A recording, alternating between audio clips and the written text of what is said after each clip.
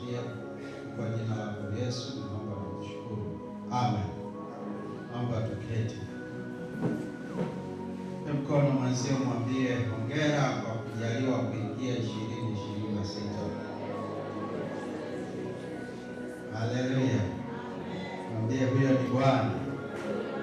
Sio kwa uwezo wetu, wala sio kwa nguvu zetu, wala sio kwa ujanja wetu. Haleluya.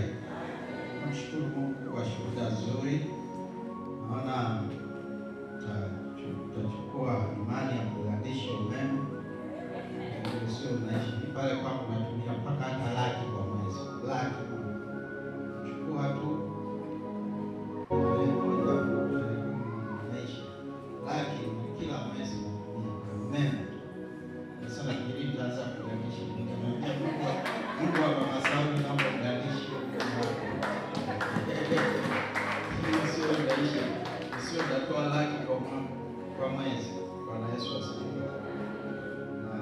Kwa kusudi la Mungu kutuingiza 2026. Sasa kabla sijataja hao makusudi 9 ya Mungu kutuingiza 2026, unaweza ukatoa nafasi hapo ukaandika ukurasa mwingine kabisa, ukaandika wajibu wa kanisa. Wajibu wa nini? Wa kanisa. Wajibu wa kwanza ni kumwabudu Mungu. Wajibu wa kanisa wa kwanza ni kufanya nini?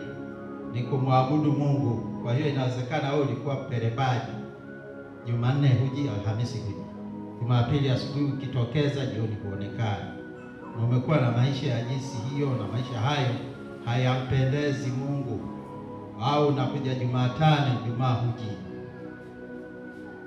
na kama umekuja Jumatano na Ijumaa, basi Jumapili ukitokeza asubuhi, basi jioni kuonekana. Sasa mwendo ni mwendo mbaya. Muombe Mungu akusaidie usiendelee nao 2026.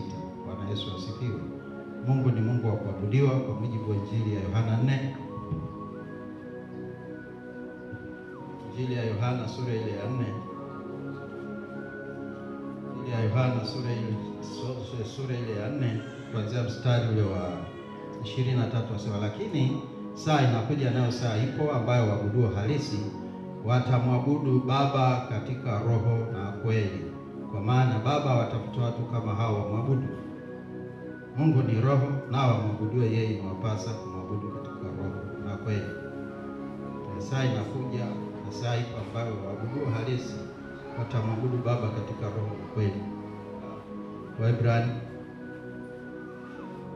kile cha Waebrania sura ile nasema, Waebrania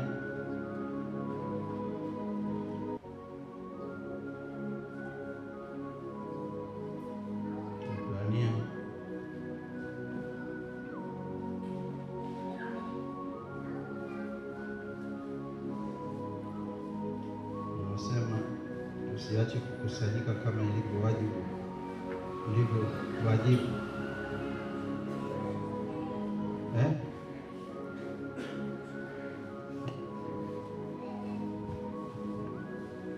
Katika Waebrania mahali pale panasema usiache kukusanyika kama ilivyo desturi ya wengine.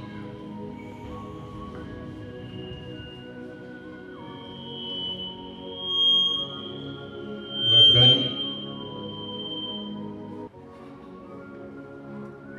utaweza mstari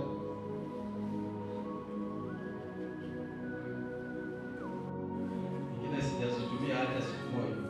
Wewe ndio nayo mpya, kwa hiyo situmie ya zamani bali rahisi mahali ambapo maandiko yapo katika Waebrania 10:20 anasema 25 anasema, wala tusiache kukusanyika pamoja. Tuseme wote, wala tusiache kukusanyika pamoja kama ilivyo desturi ya wengine, bali tuonyane na kuzidi kufanya hivyo kadiri mwanavyo siku ile kuwa inakaribia. Tunavyoona kwamba kurudi kwa Yesu kunazidi kukaribia, basi tunatakiwa kuzidi kuwa imara katika kumwabudu Mungu na katika kumcha Mungu. Bwana Yesu asifiwe. Kwa hiyo ni wajibu wa kwanza wa kanisa kumwabudu Mungu. Wajibu wa pili ni kuhubiri Injili. Agizo kuu la Bwana Yesu, kuwaleta watu kwa nani? Kwa Yesu. Kwa hiyo tuna agizo kuu, kuwaleta watu kwa Yesu kwa mujibu wa Injili ya Mathayo 28 kuanzia mstari ule wa 19 mpaka 20. Basi enendeni mkawafanye mataifa yote kuwa wanafunzi, mkiwabatiza kwa jina la Baba na Mwana na Roho